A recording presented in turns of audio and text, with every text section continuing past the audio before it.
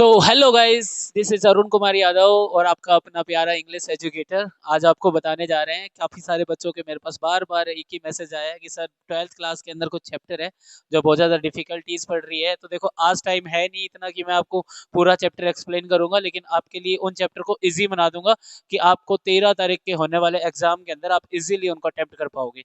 ठीक है, तो टाइम वेस्ट नहीं करेंगे। मैं नहीं चाहूंगा कि आपका टाइम वेस्ट हो, क्योंकि कल का दिन है, उसके बाद नेक्स्ट डे तो आपका एग्जाम है। तो टाइम वेस्ट बिल्कुल नहीं करते, हम डायरेक्ट आ जाते हैं अपने उन चैप्टर्स के ऊपर जो आपके डिफिकल्टीज पढ़ने वाले हैं या जो आपको डिफिकल्ट लगते थे। और मैं बता दूंगा कि ये चैप्टर आपको समझ में भी क्यों नहीं आ रहे थे, क्या कारण रहा होगा उन चैप्टर को समझने में, उन चैप्टर को अंडरस्टैंड करने में क्या दिक्कत आई होगी। लेकिन अभी अगर आप पढ़ लेंगे तो उसके बाद आपका कोई भी एमसीक्यू, कोई भी क्वेश्चन आपका छूटेगा नहीं। मुझे ऐसा लगता है कि फ्लेमिंगो बुक हो गई, विस्टास बुक हो गई, तो उसके अंदर कुछ एक चैप्टर है जो डिफिकल्ट पढ़ते हैं। जैसे आप सबका बहुत प्यारा सा चैप्टर है इंटरव्यू, है ना। और आप सबका उतना ही प्यारा चैप्टर है द पोइट और पैनकेक। कुछ बच्चों को ऐसा लगता है journey to the end of the earth भी डिस्कस कर लेना चाहिए, है ना। तो वो भी डिस्कस कर लेंगे, ठीक है। कुछ बच्चों का कहना होगा कि सर इंडिगो भी डिस्कस कर लीजिए। कोई बच्चे कहेंगे sir on the face of it कर लीजिए या रेड ट्रैप कर लीजिए। जो भी है एक्स वाई जेड, जितने हो पाएंगे अपन उतने करेंगे। देखते हैं आज की वीडियो के अंदर जो कुछ अपन कर पाएंगे वो करेंगे, और ज्यादा लंबी रखेंगे नहीं, कुछ शॉर्ट मेथड से मैं आपको वो वीडियो बता दूंगा। चलो, रैंडमली हम सारे चैप्टर्स की कहानी पढ़ रहे हैं, और कहानी के अंदर क्या क्या चीजें हुई थी, उनके अंदर क्या की पॉइंट रहे होंगे, वो सारी चीजें हम देखेंगे। आज की एक शॉर्ट कह लो चाहे लॉन्ग कह लो, कैसे भी वीडियो कह लो, उस वीडियो के अंदर अपन देखेंगे। ठीक है, तो ज्यादा टाइम वेस्ट नहीं कर रहे, मैं आपके साथ अभी डिस्कस करने वाला हूँ उन चैप्टर्स के बारे में।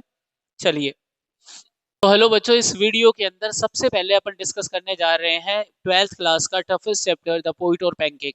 अब ये टफ क्यों था, क्योंकि बच्चों को आदत लग चुकी थी द एनिमी जैसे चैप्टर पढ़ने की, द टाइगर किंग जैसे चैप्टर पढ़ने की, थर्ड लेवल जैसे चैप्टर पढ़ने की, बामा की कहानी सुनने की, जित क्लासा की कहानी सुनने की। तो कहानी सुनने की आदत पड़ चुकी थी 12वीं क्लास वाले बच्चों को, और अचानक से एक ऐसा चैप्टर आ जाता है जिसमें कोई कहानी नहीं है ना। तो समझ में तो आएगा कैसे। तो मैं बता देता हूँ, इसको आप समझने के लिए एक तरीका यूज कर सकते हो। आप उन कैरेक्टर्स के बारे में डिटेल्स में जाने।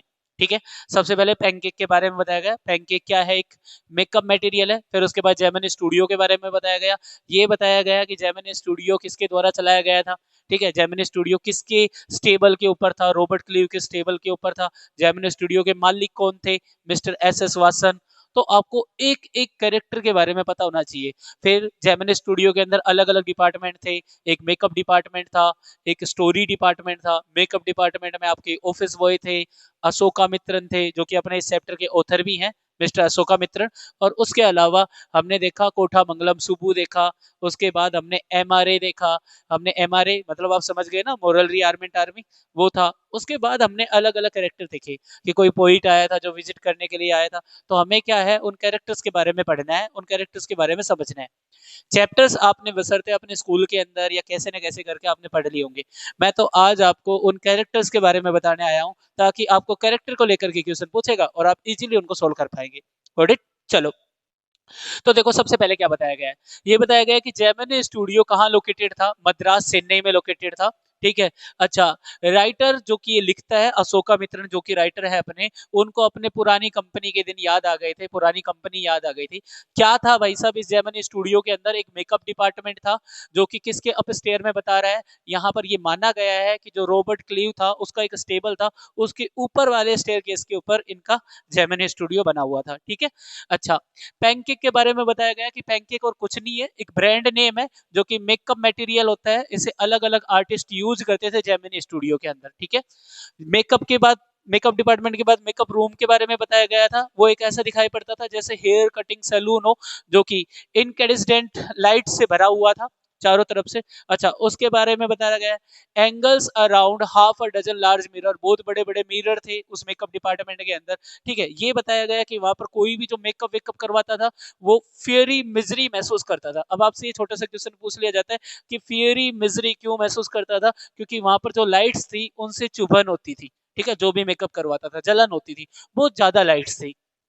अच्छा, फिर बताया गया है कि उस जेमिनी स्टूडियो के अंदर क्या दिखाया गया है, एक नेशनल इंटीग्रेशन दिखाया गया है। ठीक है, नेशनल इंटीग्रेशन कैसे दिखाया जा सकता है, इंटीग्रेशन का मतलब होता है एकता, नेशनल मतलब राष्ट्रीय एकता।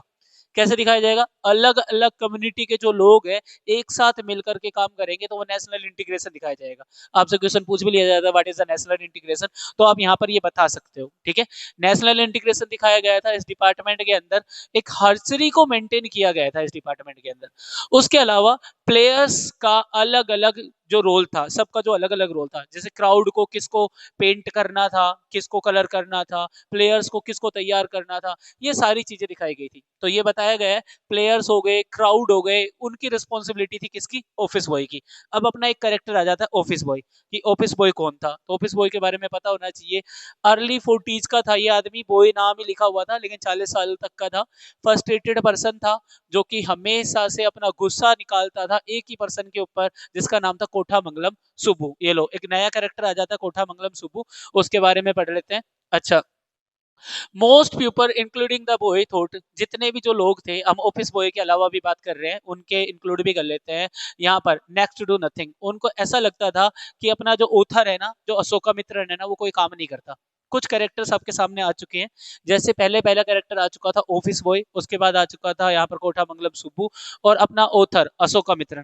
कह रहा है कि ऑफिस बॉय को भी और लगभग बाकी लोगों को भी ये लगता था कि यहाँ पर उसके लिए कोई भी काम नहीं है, यानी उसके लिए कोई भी काम वो करता नहीं है। कौन? अपना ऑथर। सबको यही लगने लग गया था। ठीक है, जबकि अपने ऑथर के जो काम था ना, वो ये था कि न्यूज़पेपर की क्लिपिंग करना, न्यूज़पेपर को काट करके इकट्ठा करना, अच्छी अच्छी जो खबर होती थी उसको इकट्ठा करता था, अच्छे अच्छे जो पॉइंट होते थे उनको इकट्ठा करता था, ताकि उनको स्टोरी में काम में ले सके। ठीक है, वो वहां पर ये काम करता था और उनको फाइल के अंदर स्टोर करता था। मैंने बताया था जेमिनी स्टूडियो जो था वो एस एस वासन साहब का था। ठीक है, अच्छा, ये एडिटर थे एस एस वासन साहब, कहाँ के एडिटर थे? तमिल वीकली अन्नाडा विकटम के, इनके एडिटर थे। ठीक है, ओनर थे किसके? जेमिनी स्टूडियो के। और सुब्बू इनके बाद आता था। तो कुल मिलाकर के एक आपको कॉन्सेप्ट देखा गया कि पहले नंबर पे कौन आ रहे थे? एस एस वासन, और दूसरे नंबर पे कौन आ रहा है? सुब्बू। ये सवाल पूछ लिया जाता है कि कोठा मंगलम सुब्बू दूसरे नंबर पे क्यों आता था, तो हमें सुब्बू के बारे में पता होना चाहिए। देखिए जरा, सुब्बू एक ब्राह्मण था। ठीक है, और उसके अंदर एबिलिटी थी कि वो हमेशा चीयरफुल दिखता था हर समय, कुछ भी हो जाए चाहे। ठीक है, वो हमेशा इंस्पायर रहता था, हमेशा तत्पर रहता था, किसके लिए? कमांड के लिए, कि उसे कोई भी ऑर्डर दे दो तुरंत वो करने के लिए रेडी हो जाएगा। ये माना गया था कि सुब्बू ना फिल्मों के लिए टेलर मेड था। बिल्कुल, टेलर मेड का मतलब ये होता है, एक तो आप बाहर से कपड़े खरीद के लेके आते हो, एक टेलर से कपड़े बनवाते हो, तो सिंपल सी बात है, टेलर से बनाओगे तो वो फिट आएगा। तो कुल मिलाकर के ये बताया गया कि सुब्बू टेलर मेड था फिल्मों के लिए। ठीक है, अच्छा, सेपरेट आइडेंटिटी थी सुब्बू की, पोइट भी था, एक्टर भी था, जीनियस लव था दूसरों के लिए, एक चैरिटेबल पर्सन था, दान दक्षिणा करता रहता था, लोगों को खाना पीना जो करना था वो करते रहते थे। ऑलवेज हमेशा उसको देखा गया था, किसके साथ देखा गया था? बॉस के साथ। अटैच अ स्टोरी डिपार्टमेंट, तो यहाँ पर हमें पता चला है जो सुब्बू था वो किससे अटैच था? स्टोरी डिपार्टमेंट से, मेकअप डिपार्टमेंट से अटैच नहीं था। तो आपको ये ध्यान रखना है कि जेमिनी स्टूडियो के अंदर अलग अलग डिपार्टमेंट, अब बच्चों को तो यही नहीं पता होता कि डिपार्टमेंट अलग अलग थे या नहीं थे। मैं बता रहा हूँ, दो अलग अलग डिपार्टमेंट था, एक था स्टोरी डिपार्टमेंट, एक था मेकअप डिपार्टमेंट। ठीक है, आ जाइए। स्टोरी डिपार्टमेंट किससे भरा हुआ था? पोइट से, राइटर से। और ये लोग ना खादी कपड़े पहनते थे, गांधी जी को मानते थे तो खादी टीज वगैरह को मानते थे। अच्छा, इसके बाद एक अलग कैरेक्टर आता है जिसका अपन ने क्या बोला, नाम क्या बताया? Legal adviser. ठीक है, लेकिन एक्चुअल में हर कोई इसे अपोजिट बोलता था, इसको बोलता था इलीगल एडवाइजर। हुआ ये, एक बार का किस्सा है, एक एक्ट्रेस थी, बहुत अच्छी एक्ट्रेस थी, टैलेंटेड थी, वो आई थी, और लेकिन वो थोड़ा सा शॉर्ट टेम्पर थी, है ना। तो उसने कहीं स्टेज के ऊपर, कहीं डायरेक्टर के ऊपर थोड़ा सा चिल्ला गई, और इसने उस चीज को रिकॉर्ड कर लिया। रिकॉर्ड करके उसने उसी को वो चीजें सुनाई ना, तो उस एक्ट्रेस का जो मनोबल था, जो कॉन्फिडेंस था, वो टूट गया। इनडायरेक्टली उसने अपनी जॉब से ही रिजाइन कर दिया और वो वहां से चली गई। यहाँ पर ये लीगल एडवाइजर नहीं है, ये इलीगल एडवाइजर था। ये किसी को एडवाइज नहीं देता था, लेकिन इसका काम क्या था? समझिए जरा। लॉयर था, लीगल एडवाइजर, लेकिन सबको इसको अपोजिट रेफर करते थे।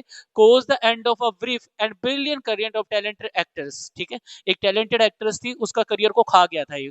लुक्ड अलोन और हेल्पलेस, हमेशा अकेला दिखाई पड़ता था, हेल्पलेस दिखाई पड़ता था। रीजन क्या हो गया भाई? कोई भी आदमी जब किसी के बिहेवियर को जान लेता है तो उसके पास तो खड़ा होगा नहीं, क्या पता ये अपनी बात सुन के मालिक को बताया है।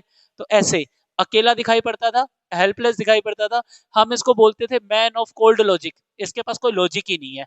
इन अ क्राउड ड्रीमर्स, एक ऐसी जगह पर जहां पर हर किसी आदमी के सपने होते हैं कि मुझे एक्टर बनना है, मुझे राइटर बनना है, मुझे ये करना है, एक ऐसी भीड़ के अंदर कोल्ड लॉजिक वाला आदमी था।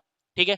क्लोज टू द बॉस, ये भी बॉस के नजदीक था, बस ये खादी नहीं पहनता था, ये पैंट कोट टाई पहनता था क्योंकि एडवोकेट था। अटैच टू स्टोरी डिपार्टमेंट, ये भी स्टोरी डिपार्टमेंट से था। इसने अपनी जॉब तब खो दी जब स्टोरी डिपार्टमेंट को क्लोज डाउन करने लग गया। यानी स्टोरी डिपार्टमेंट बंद हो गया था बीच में, जेमिनी स्टूडियो बंद नहीं हुआ था, स्टोरी डिपार्टमेंट बंद हो गया था। और स्टोरी डिपार्टमेंट बंद होते इसकी जॉब चलेगी। जेमिनी स्टूडियो के बारे में अगर बताएं तो जैसे स्टोरी डिपार्टमेंट बंद हुआ तो जेमिनी स्टूडियो एक फेवरेट हॉन्ट बन चुका था पोइट का। पोइट के रहने की बैठने की एक अच्छी जगह बन चुकी थी। वहां पर एक मेस था जिसके अंदर से कॉफी वगैरह सप्लाई होती थी। कांग्रेस रूल का मतलब था प्रोहिबिशन, मना करना। ऑलमोस्ट हर एक आदमी वहां पर जो भी खाली बैठा था, लेजर का मतलब होता है खाली बैठना, ठीक है। हर एक आदमी वहां पर खाली था क्योंकि स्टोरी डिपार्टमेंट तो बंद हो चुका था। तो इसका मतलब वहां पर जो भी लोग थे ना वो खाली बैठे थे, खादी के कपड़े पहनते थे, गांधी जी को मानते थे, वर्शिप करते थे गांधी जी की। और वो पूरे के पूरे जितने भी जो लोग थे उस स्टोरी डिपार्टमेंट के अंदर, उस जेमिनी स्टूडियो के अंदर, अवर्स थे कम्युनिज्म से। अब लो हमारे पास एक नया पॉइंट आ गया, व्हाट इज कम्युनिज्म। कम्युनिज्म क्या है, कम्युनिस्ट क्या है, तो ये चीजें अब पूछी जाएंगी, आपसे पूछी जाएंगी। डिटेल्स में आप इनके बारे में ना चैप्टर्स के अंदर पढ़ सकते हो। मैं आपको एक हिंट दे रहा हूं कि हम कम्युनिज्म के बारे में पढ़ रहे थे, इससे पहले जेमिनी स्टूडियो के बारे में पढ़ रहे थे, स्टोरी डिपार्टमेंट में कौन था ये बता रहा हूं मैं, ठीक है। लाइन टू लाइन आप पढ़ सकते हो क्योंकि आपको याद करना है ना वो सारी चीजें। चलो जब इसके बाद हुआ क्या, जेमिनी स्टूडियो के अंदर विजिट हुआ एमआरए का। कोई पूछ लेगा व्हाट इज एमआरए, एमआरए क्या है, तो एमआरए का मतलब होता था मोरल रीआर्मेंट आर्मी। क्या होता था, मोरल रीआर्मेंट आर्मी, ये एक था। ये एक तरीके का काउंटर मूवमेंट था इंटरनेशनल कम्युनिज्म के अगेंस्ट। यानी यहां पर ये एमआरए इसलिए आया था क्योंकि ये भी नहीं चाहता था कि कोई भी लोग यहां पर कम्युनिस्ट को सपोर्ट करे। कम्युनिस्ट एक ऐसा आदमी होता है जिसको किसी भी चीज से फर्क नहीं पड़ता, उसके फादर उसके सामने डेथ हो रहे हैं, उसके भाई उसके सामने डेथ हो रहा है, इवन वो खुद भी उनको मार रहे हैं ना तो उसे बिल्कुल भी फर्क नहीं पड़ेगा, 1% भी, क्योंकि वो एक कम्युनिस्ट है। उसे उनके प्रति प्यार भाव कुछ नहीं होता था। तो ये सब लोग इस कम्युनिज्म का क्या करते थे, विरोध करते थे। उनकी एक थ्योरी थी कि पावरफुल पीपल इस वर्ल्ड को चलाएंगे, जिसके अंदर पावर है वो चीजें अपने आप हासिल कर लेगा। लेकिन ये थ्योरी गलत थी। तो यहाँ पर जो विजिट ऑफ एमआरए था वो एक तरीके से काउंटर मूवमेंट था इंटरनेशनल कम्युनिज्म का।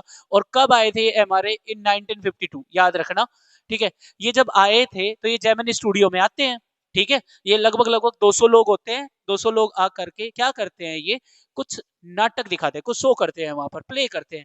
अब उन प्ले का नाम क्या है, मैंने लिखा हुआ है यहाँ पर, द फॉरगटन फैक्टर और जोथम वैले, ठीक है। प्रोफेशनल मैनर से दिखाया गया।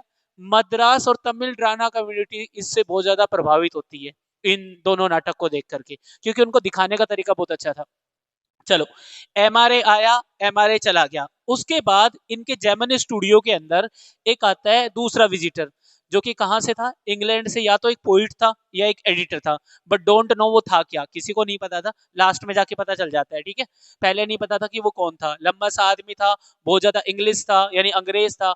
Address a more days and silent audience, वो भी आकर के अपनी स्पीच दे करके वहां पर चला जाता है। जेमिनी स्टूडियो में आता है, आकर के अपनी स्पीच देता है और वहां से निकल जाता है। वहां के लोगों को ये पता ही नहीं है कि आदमी क्यों तो आया और इसने क्या स्पीच दी, ये कुछ भी नहीं पता। चलो, साइलेंट ऑडियंस इसीलिए बोला गया है कि वो शांत थे, उनको कुछ समझ में नहीं आया था। उसकी विजिट क्या रह गई थी, एक अनएक्सप्लेन मिस्ट्री रह गई थी, ठीक है। यानी किसी को नहीं पता कि वो आया क्यों था। Staff did not know whether he was a poet और एन एडिटर। स्टाफ को तो ये भी नहीं पता था कि वो जो आदमी था वो पोइट था या फिर एडिटर था, ये भी नहीं पता था स्टाफ को किसी को, ठीक है। अच्छा, अब अपना एक अलग से इसके अंदर एक पॉइंट दे रखा है कि ऑथर एक प्रोस राइटर था। जो अपना ऑथर कौन है, नाम बता दिया था मैंने, अशोका मित्रन। वो एक प्रोस राइटर था। उसको प्रोस राइटर को लेकर के अपनी एक अलग ही थियोरी थी।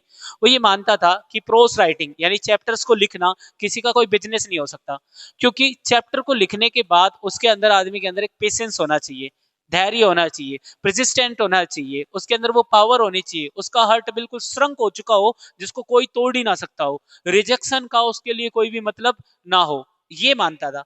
तो उसने क्या किया, एक दिन वो बैठा था अपने केबिन के अंदर और उसे अचानक से एक न्यूज़पेपर मिला जिसका नाम था द एनकाउंटर। उस न्यूज़पेपर के एक इनसिग्निफिकेंट कॉर्नर के ऊपर एक कॉन्टेस्ट था। उस कॉन्टेस्ट का नाम था शॉर्ट स्टोरी कॉन्टेस्ट, ठीक है। और ये ब्रिटिश प्रोडिकल ब्रिटिश न्यूज़पेपर के अंदर ये था, ठीक है। तो इसने क्या था, वो न्यूज़पेपर का नाम बता रहा था एनकाउंटर, ठीक है। तो इसका मानना ये था कि चलो ठीक है, यहाँ पर मैं मेरी मैन्युस्क्रिप्ट जो मैंने लिखा है आज तक, जो कुछ भी लिखा है, ये मैं भेज देता हूँ, और भेजने के बाद मुझे बाद में रिप्लाई मिलेगा या नहीं मिलेगा, ये बात की बात है। लेकिन जब इसने उस एनकाउंटर के ऑथर का नाम देखा, एनकाउंटर के एडिटर का नाम देखा, तो इसके दिल के अंदर अचानक से घंटियां बजने लग गई, उम्मीद जग गई। ये और कोई नहीं था, ये वही पोइट था जो कि जेमिनी स्टूडियो में विजिट करने के लिए आया था। अब ये तो वो वाली बात हो गई कि एक बार कोई आपके घर में आ जाए और बाद में आप कहीं पर आपका सिलेक्शन रुका हुआ हो और आपको पता चले ये आदमी एक बार आपके घर में आया था, कोई काम से आया था, तो आपको अचानक से उम्मीद जग जाती है, हाँ ये आदमी मुझे सपोर्ट करेगा। सेम वो की वो बातें इसके साथ हो रही है। ये कह रहा है कि वहां पर मैंने देखा कि जो एनकाउंटर न्यूज़पेपर का जो एडिटर है वो स्टीफन स्पेंडर ही था, और जैसे ही उसका नाम आया इसके दिमाग के अंदर तुरंत ही वो चीजें आई कि हाँ यार बढ़िया है, अब तो मैं लिख करके इसको भेजूंगा। फिर क्या हुआ, ये देखने लग गया कि जो ऑथर है क्या था, उससे जेमिनी स्टूडियो से बाहर निकल गया। जेमिनी स्टूडियो से बाहर निकलने के बाद, मतलब अब ना बीच बीच में मैं बता रहा हूँ कि यहाँ तक ये पॉइंट हो गया, इसने उसको लिख करके दे दी। उसके बाद ऑथर जेमिनी स्टूडियो से बाहर हो गया, जेमिनी स्टूडियो के बाहर हो गया था, पैसे कम थे, टाइम ज्यादा था, तो इसको कोई भी जो चीजें जिनके प्राइस कम हो जाते थे वो अट्रैक्ट करती थी। तो इसने एक किताब देखी। अब एक नया पॉइंट आता है हमारे इसके अंदर, चैप्टर के अंदर, और वो किताब का नाम क्या था, द गोड दैट फेल्ड ईयर्स लेटर, ठीक है। तो यहाँ पर ये बताया गया कि एक किताब थी जिसका नाम था, इसको 6 प्रोमिनेंट लेटर ने, सॉरी, वर्ड ऑफ लेटर्स यानी राइटर्स ने लिखा था इसको, और वो राइटर में से एक राइटर कौन था पता है, वही पोइट जिसका नाम क्या था, स्टीफन स्पेंडर। उन्होंने इसके अंदर क्या लिखा था पता है, उन्होंने लिखा था एंटी कम्युनिज्म लिखा था। Stephen Spender one among them, उनमें से एक था। Author suddenly realise the relevance of visit of the Gemini studio. Author को अचानक से समझ में आ गया कि जेमिनी स्टूडियो के अंदर एमआरए एंटी कम्युनिस्ट था, ये जो स्टीफन स्पेंडर आया था ये भी एंटी कम्युनिस्ट था, और इस किताब के अंदर जो 6 राइटर हैं इन्होंने ये बताया कि उन्होंने कम्युनिज्म को अपनाया था, और उनका डिसइल्यूजन रिटर्न हुआ है, वापस से निराशाजनक उनका रिटर्न हुआ है। ये पूरा का पूरा आपका चैप्टर है, ठीक है। और कुछ नहीं है इस चैप्टर के अंदर, आपको उन कैरेक्टर्स के बारे में पढ़ना है, लिख लेना है, नहीं लिखा जाता तो मैंने लिखा हुआ है, आप देख सकते हो।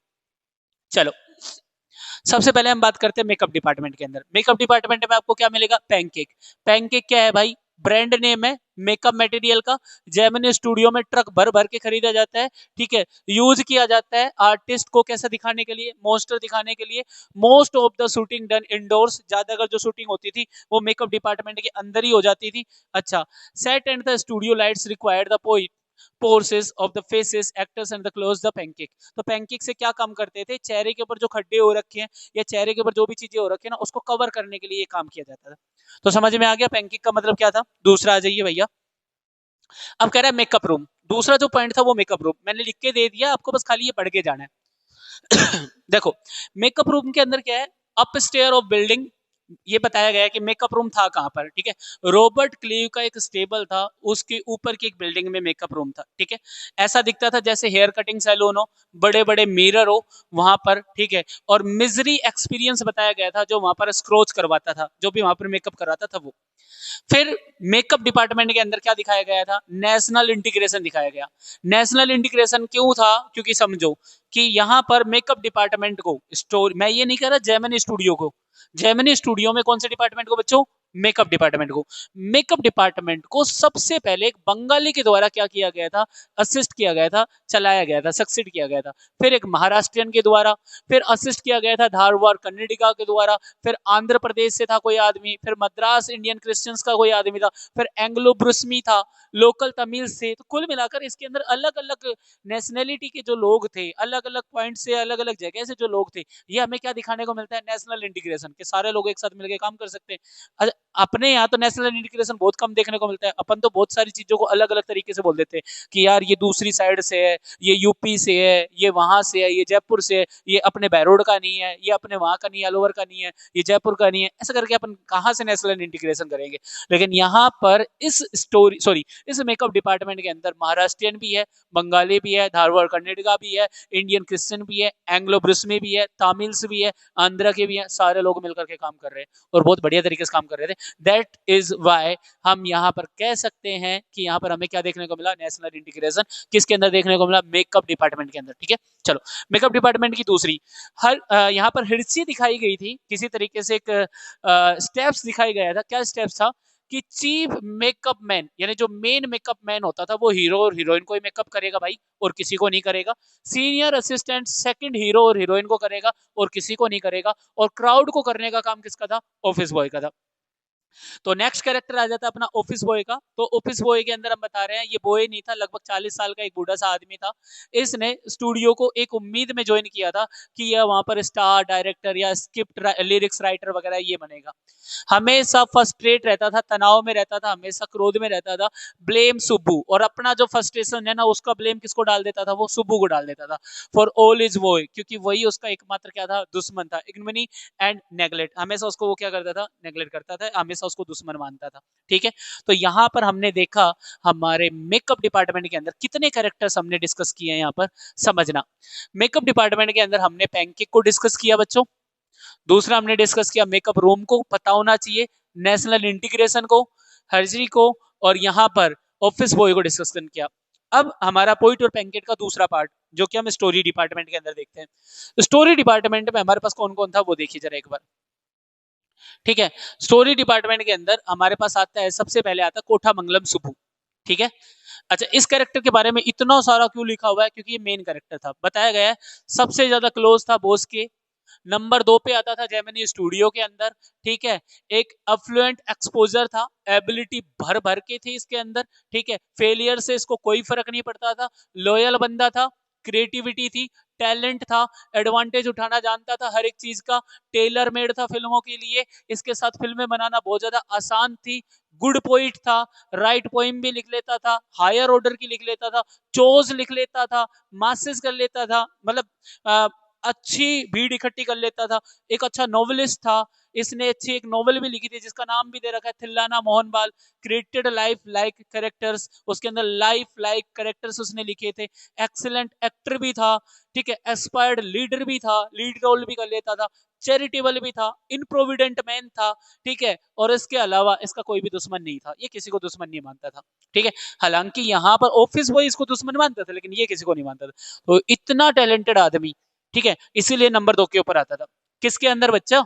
ये ध्यान रखना, हम किसकी बात कर रहे हैं? स्टोरी डिपार्टमेंट की। चलो नेक्स्ट आ जाइए, हम बात कर रहे हैं अब लीगल एडवाइजर की। लीगल एडवाइजर के अंदर अगर हम देखें तो लीगल एडवाइजर के बारे में मैंने बता दिया सबको ही, तो इसको क्या बोलते थे?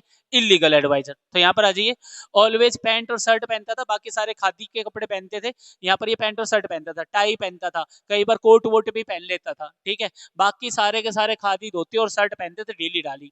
ठीक है, ये जो लीगल एडवाइजर था, जो एडवोकेट था, ये हमेशा अकेला दिखाई पड़ता था, हेल्पलेस दिखाई पड़ता था। इसको बोला गया था a man of cold logic in crowd of dreamers. याद रखना, इस वाले लाइन को आप इंक्लूड करेंगे अगर आपसे लीगल एडवाइजर के रूप में पूछा जाएगा तो। ठीक है, न्यूट्रल मैन था, किसी से कोई लेना देना नहीं था। असेंबली ऑफ गादिटीज, एक ऐसी भीड़ में था जो गांधी को मानते थे, खादिटीज को मानते थे। ठीक है, unwittingly ruled the career of the talented actress, और इसकी गलती से एक टैलेंटेड एक्ट्रेस का अनविटिंगली क्या हो चुका था? करियर खराब हो चुका था। चलो, अशोका मित्रन जो कि अपने ऑथर है। ठीक है, यहाँ पर कह रहा है usually scene tearing newspapers, newspaper को फाड़ते हुए दिखाई मिल जाएंगे। यहाँ पर एनीबडी, जो कोई भी इसके क्यूबिकल के अंदर जाता था उसको कोई ना कोई काम दे देता था। यहाँ पर ऑफिस बॉय की इच्छा होती थी इसको इम्प्रेस करके, रिसाइट पोएम्स वगैरह सुना करके इसको इम्प्रेस करता रहता था। Wish for the crowd shooting, यहाँ पर ये अशोका मित्रन है, हमेशा यही विश करता था जल्दी से क्राउड शूटिंग हो जाए और ये जो था ना ऑफिस बॉय, ये यहाँ से निकल जाए। चलो, तो यहां से अशोका मित्रन को लेकर के हो गया। अब हम बताते हैं एमआरए। एमआरए का मतलब क्या होता है? Arrival of Frank Buchman's moral rearmament army. ये जेमिनी स्टूडियो के अंदर विजिट करने के लिए आती है, लगभग 200 लोगों की टीम होती है। तो देखो क्या कह रहा है, sort of anti communism movement, ये एक एंटी कम्युनिस्ट लोग थे, विजिट जेमिनी स्टूडियो 1952, 1952 में ये घूमने के लिए आए थे जेमिनी स्टूडियो के अंदर। लगभग 200 लोग थे, लगभग लगभग 20 नेशनलिटीज से थे, अलग अलग नेशनलिटीज के थे। 2 प्ले इन्होंने दिखाया, Jotham Valley forgotten factor, simple message था और एक्सेलेंट कॉस्ट्यूम थी उसकी। सनराइज और सनसेट वाला सीन बड़ा खतरनाक था, तमिल ड्रामा में इसको बहुत सारे समय तक इसको यूज भी किया गया। क्या था सीन, मैं बता देता हूं, कैसे सनसेट करते थे, कैसे सनराइज करते थे। सीन्स में प्रेजेंट करते थे, एक बेयर स्टेज दिखाते थे, ठीक है, विद वाइट बैकग्राउंड, खाली स्टेज होती थी, वाइट बैकग्राउंड होता था, फ्लूट म्यूजिक बजता था, और वो सन को क्या करते थे? राइज करते थे। जेमिनी फैमिली थी लगभग 600 की, वाज हाईली इंप्रेस, वो इन लोगों से बहुत ज्यादा इंप्रेस हुई थी। ठीक है, could not influence the outlook of the Gemini buses, कह रहे हैं लेकिन इसका भी कोई भी ज्यादा प्रभाव नहीं पड़ा किसके ऊपर, जेमिनी के बॉसेस के ऊपर। और जेमिनी का बॉस कौन था, मिस्टर एस एस वासन। चलो, फिर उसके बाद क्या होता है, वो चले जाते हैं, फिर आता है एक विजिट होती है इंग्लिश मैन की, जो कि एक मिस्ट्री रहती है। नोबडी, कोई भी नहीं जानता था ये आदमी पोइट है या एडिटर है, जो ये आदमी अभी विजिट करने के लिए आया था। कुछ का मानना था एडिटर है, ठीक है, और हिंदू का एडिटर है या कुछ का ऐसा मानना था। लेकिन बॉस अगर उसका वेलकम कर रहा है, उस बॉस ने भी रीड वगैरह पढ़ी, वो सॉरी, बॉस ने भी कोई स्पीच पढ़ी थी फ्रीडम और ये डेमोक्रेसी को लेकर के, कुछ ना कुछ बातें बताई होगी, क्योंकि 1952 समथिंग जब समथिंग ये चल रहा था कुछ ऐसा, ठीक है। English man spoke with accent, ये जो इंग्लिश मैन था ये एसेंट इसका ऐसा था जिसको समझना बड़ा डिफिकल्ट था, ऐसे ही बोलता हुआ जा रहा था, ये जो इंग्लिश मैन विजिट करके गया था वहां पर, ठीक है। लोग बाग जितने भी वहां पर थे उनको इंग्लिश से इतना कोई लेना देना नहीं था, लेकिन फिर भी वो साइलेंट थे, चुपचाप सुनते थे, क्योंकि वहां पर वो आया था, कुछ तो बोलने के लिए आया होगा, इसलिए सुन रहे थे। चलो, स्टोरी डिपार्टमेंट को खत्म नहीं करते, मिस्ट्री सोल्व हो जाती है। मिस्ट्री सोल्व कब होती है कि वो सारे क्यों घूमने के लिए आए। देखो मिस्ट्री क्या है, एमआरए क्यों आया, मिस्ट्री क्या है, इंग्लिश पोइट क्यों आया। इस मिस्ट्री का सॉल्यूशन मिलता है अशोकामित्रन को, क्योंकि इस चैप्टर को लिखा किसने, अशोकामित्रन ने। चलो, जब नोटिस था the Hindu short story contest लिखा हुआ था वहां पर, ठीक है, बाय द एनकाउंटर, एनकाउंटर एक न्यूज़पेपर है, उसके अंदर एक शॉर्ट स्टोरी कॉन्टेस्ट था, ठीक है। Author visited British council library, author visit करके आ चुका था काउंसिल लाइब्रेरी में, उसने काफी कॉपियां देखी थी एनकाउंटर की, और उसको पढ़ा किसी ने भी नहीं था, लेकिन इसका एडिटर किसका था, स्टीफन स्पेंडर था, एक Englishman. Low cost paperback edition on 50 anniversary of Russian revolution, इसे एक किताब मिलती है जिस किताब का नाम हमने बता दिया, द गोड दैट फील्ड। उस किताब के अंदर भी देखा कि जो आर्टिकल लिखा गया था वो भी किसके द्वारा, स्टीफन स्पेंडर के द्वारा। मिस्ट्री क्लियर हो गई थी भाई सब, कि ये सारे के सारे लोग एंटी कम्युनिस्ट थे, कम्युनिज्म के खिलाफ ये अपना अपना मुहिम चला रखा था। इसलिए इस चैप्टर के अंदर हमें जो भी विजिट दिखाई गई थी वो सारे के सारे एंटी कम्युनिस्ट थे, सारे के सारे, ठीक है। और वो लास्ट में आके सोल्व होती है, और यहाँ से आपका ये चैप्टर होता है खत्म। चलो, इंटरव्यू। इंटरव्यू को मुझे ऐसा लगा है कि बच्चों को ये समझ में नहीं आया कि चैप्टर पूछ क्या रहा है। मैं बता देता हूँ तुम लोगों को। देखो, अपना जो ऑथर है ना, वो इंटरव्यू के बारे में पहले तो बताता है पहले पार्ट में, कि इंटरव्यू जैसे जनरली अगर मैं पूछ लूँ तुमसे, आके पूछूं, हाँ भाई तुम्हें कैसा लगता है इंटरव्यू, तुम क्या कहना चाहोगे, इंटरव्यू लेना चाहिए या नहीं लेना चाहिए, तो तुम अपनी राय दोगे। सेम इसी तरीके से यहाँ पर वी एस नेपोल हो गया, ठीक है, कैरोलिन हो गई, इसके अंदर अलग अलग जो राइटर्स हैं उनसे ये पूछा गया कि इंटरव्यू के बारे में आपका क्या मानना है, और अपने जो ऑथर है क्रिस्टोफर है उनका क्या मानना था इंटरव्यू को लेकर के, ये सारी चीजें इसके अंदर बताई गई। सेकंड पार्ट में क्या हो गया, जब आपको इंटरव्यू के बारे में बता दिया गया तो एक इंटरव्यू का छोटा सा टुकड़ा ले लिया, जिसमें अम्ब्रिटो इको का इंटरव्यू लिया जा रहा है, और इंटरव्यू लिया किसके द्वारा जा रहा है ये समझना, ये मुकुंद पद्म भगवान के द्वारा लिया गया है, ठीक है। द हिंदू की ये भी एक वो है, रिपोर्टर है, तो इन्होंने ये इंटरव्यू लिया है, ठीक है। चलो, दो पार्ट के अंदर पढ़ेंगे, चैप्टर छोटा है इसलिए मैंने पूरा चैप्टर ही सोचा कि एक बार दिखा देता हूँ ताकि आपको समझ में आ जाए, क्योंकि बहुत सारे बच्चों की यही शिकायत है, सर इंटरव्यू ही नहीं आया हमें, तो ठीक है, ये आ जाएगा। देखो जरा, जब तो इस चैप्टर के अंदर क्या है ये समझना। पार्ट फर्स्ट के अंदर हमें पहले इंटरव्यू के बारे में बताया गया, कह रहा है कि इंटरव्यू है ना, उसका इन्वेंशन है ना लगभग 130 साल पहले ही हो चुका था। इंटरव्यू जिस किसी ने भी सुना होगा तो जर्नलिज्म का कॉमन प्लेस था। आज हर जगह जो कोई भी आदमी पढ़ा लिखा है इंटरव्यू के बारे में सुनता है, या वो जो कोई भी देखता है, तो उसका एक ही पॉइंट ऑफ व्यू आएगा। वो सोचेगा कि थाउजेंड ऑफ सेलिब्रिटीज ने इंटरव्यू दिया भी है पिछले कई सालों के अंदर, ठीक है, कुछ ने तो बहुत बार बार दिया है, रेपिडली दिया है, रिपीटेडली दिया है है ना, उसने तो बहुत बार बार भी दिया है। सो हार्डली सरप्राइजिंग है कि आप इंटरव्यू की ओपिनियन के बारे में अगर कुछ सोचें तो उससे कुछ फर्क नहीं पड़ेगा। बस इसके हमें क्या बताने हैं, फंक्शंस बताने हैं, मेथड बताने हैं, मेरिट्स बताने हैं, ये सारी चीजें हम डिस्कस करेंगे। चलो, इंटरव्यू को लेकर के सबका अलग अलग चीजें मानना है, कुछ लोग क्या कहते हैं कुछ लोग क्या कहते हैं वो समझेंगे, ठीक है सभी का। देखना जरा बच्चों, आप ना वीडियो को चाहिए ऐसा कर सकते हो 1.25 स्पीड पर देख सकते हो, इजीली समझ में आ जाएगा, मैं तो डायरेक्ट बता रहा हूँ, ठीक है। टाइम भी कम लगेगा, इजीली देख भी पाओगे। लगता है धीरे समझना है तो मैं तो स्पीडली बोलता भी हूँ, कोई दिक्कत भी नहीं है, आपको वैसे भी आ जाएगा। चलो, तो यहाँ पर ये बताया गया है कि some might make quite extravagant claims, कुछ लोगों का तो ये क्लेम है, ये बात दावा किया गया है कि ये एक हाईएस्ट फॉर्म होती है इंटरव्यू, क्या निकालने का, सच निकालने का, ठीक है। इसकी प्रैक्टिस करनी होती है और ये एक आर्ट होता है। लेकिन अदर यूजुअली सेलिब्रिटीज वो ये देखते हैं कि हम इसका क्या हो जाते हैं, शिकार हो जाते हैं, वो इसकी बुराई करते हैं, डिवाइस करते हैं इंटरव्यू की, और वो कहते हैं कि हमारी लाइफ के अंदर ये एक इंस्ट्रक्शंस है, इंटरेशन है, मतलब ये एक तरीके का डिस्टरबेंस है, हम चाहते ही नहीं है, अनवांटेड डिस्टरबेंस है ये हमारे। अच्छा, कुछ लोगों का अलग अलग तरीके से मानना है, कुछ उसकी डिमिसेस करते हैं, बुराई करते हैं, कुछ कहते हैं कि आपने एक प्रिमिटिव कल्चर्स के अंदर एक बात सुनी है कि अगर कोई आदमी आपकी फोटो लेता है, आपकी फोटोग्राफी करता है, तो इनडायरेक्टली आपकी सोल को चुरा रहा है, आपकी आत्मा को चुरा रहा है। तो यहाँ पर क्रिस्टोफर ये बता रहे हैं कि कुछ लोगों से पूछने पर हमें ये पता चला है कि इंटरव्यू को लेकर के लोग बुराई करते हैं। ठीक है, अब कौन कौन से लोग क्या क्या बातें बोलते हैं वो समझना। देखो, इनमें भी आपको वो करेक्टर ध्यान रखना है कि किस करेक्टर ने क्या बातें बोली है। सबसे पहले अगर हम बात करें तो वीएस नेपोल की बात करते हैं। वीएस नेपोल ने क्या बताया? वीएस नेपोल ये महसूस करते हैं कि लोग बाग इंटरव्यू से वाउंडेड हो जाते हैं। ध्यान रखना, वीएस नेपोल कह रहे हैं कि वाउंडेड हो जाते हैं इंटरव्यू से। ठीक है, अच्छा। लेविस कार्ल जो कि एक क्रिएटर है एलाइस ऑफ वंडरलैंड के, उनका ये मानना है कि उन्हें तो डर लगता है इंटरव्यूअर से, जो इंटरव्यू लेता है ना उससे डर लगता है, भाई मेरा तो इंटरव्यू लो ही मत। ठीक है, इसीलिए उन्होंने कभी कंसिस्टेंट ही नहीं किया, सहमति नहीं दिखाई कि उनका इंटरव्यू कभी होना चाहिए। उन्हें तो एक चीज से डर लगता है कि कहीं वो महान हो गए, लोनिजेड हो गई कहीं, ठीक है, इसकी वजह से कहीं उनको रिपल ना करना पड़ जाए, इंटरव्यूअर को भगाना ना पड़ जाए, अपने परिचित लोगों को भगाना ना पड़ जाए, और इस प्रसिद्धि को कंटिन्यूटी में रखने के चक्कर में कहीं ऑटोग्राफ के चक्कर के अंदर बाद में अपनी ही स्टोरी को, अपनी ही सक्सेस की स्टोरी को सुनानी पड़े उन ऑडियंस को, उन लोगों को, बिल्कुल शांति से और बिल्कुल सेटिस्फेक्शन के साथ। डर लगता है भाई, क्या लगता है? डर। ठीक है, इनको डर लगता है कि यार इंटरव्यू लोगे मेरे वैल्यू बढ़ जाएगी, फिर उस वैल्यू को मेंटेन करे रखो। सॉरी भाई। वैल्यू रखो, ठीक है, इस चीज से। अब देखो तीसरा आदमी क्या कहता है, रुडियार्ड किपलिंग। रुडियार्ड किपलिंग ने तो बताया कि ये तो कंडेम्पटरी है, मतलब पूरा विरोध किया किसका? इंटरव्यूअर का। जो इंटरव्यू लेते हैं ना उनका पूरा का पूरा क्या किया है? विरोध किया है। ठीक है, अच्छा क्यों किया है? क्योंकि उसकी जो वाइफ थी, पत्नी थी, ठीक है, उसकी जो पत्नी थी जिसका नाम था कैरोलिन, वो तो अपनी डायरी में लिखती है कि 14 अक्टूबर 1892 को उनके जो वो थे ना दिन था ना वही खराब हो गया। हाँ बोल दो।